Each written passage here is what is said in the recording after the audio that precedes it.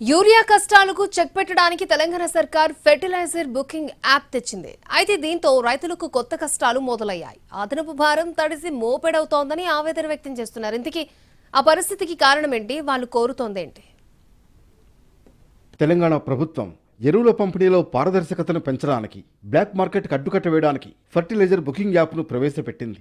దీని ద్వారా ఇంటి నుంచి కావలసిన ఎరువులను బుక్ చేసుకునే సదుపాయం అందుబాటులోకి వచ్చింది.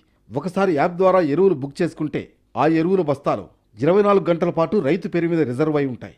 జిల్లాలో మండలాలు, డీలర్ల వారీగా ఎరువుల నిల్వలు ఎంత ఉన్నాయనే సమాచారాన్ని రైతులు నేరుగా యాప్ ద్వారా తెలుసుకునే అవకాశం కూడా ప్రభుత్వం కల్పించింది.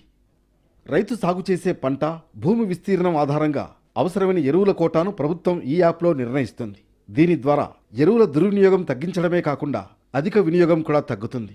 ఇంతవరకు బాగానే ఉన్న నిరక్షరాస్యులైన రైతులు టెక్నాలజీపై అవగాహన లేని వారు నానా ఇబ్బందులు పడుతున్నారు. తరచూ సర్వర్ డౌన్ కావడం, నెట్వర్క్ సిగ్నల్ సరిగా లేకపోవడం, బుకింగ్ మధ్యలో ఓటీపీలు రాకపోవడం వల్ల గందరగోళంలో పడుతున్నారు. దీంతో డీలర్లపై చాలామంది ఆధారపడుతున్నారు. మరోవైపు ఆన్లైన్లో బుక్ చేసుకున్న రైతు మరో ప్రాంతానికి వెళ్లి తనకు కావాల్సిన ఎరువుల్ని తీసుకోవాల్సి వస్తోంది. ఈ సందర్భాల్లో లోకల్, నాన్ లోకల్ ఫీలింగ్తో గొడవలు కూడా జరుగుతున్నాయి.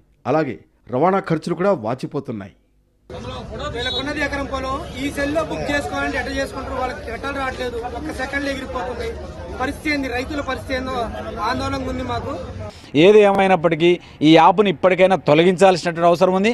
ప్రభుత్వం దగ్గర స్పష్టమైన లెక్కలు ఉన్నాయి.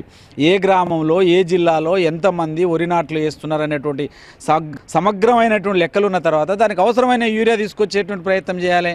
కానీ యూరియా కూడా అందించలేనటువంటి యొక్క పరిస్థితి ఉన్నదంటే రైతులకు తీవ్రమైనటువంటి నష్టం జరుగుతున్నది.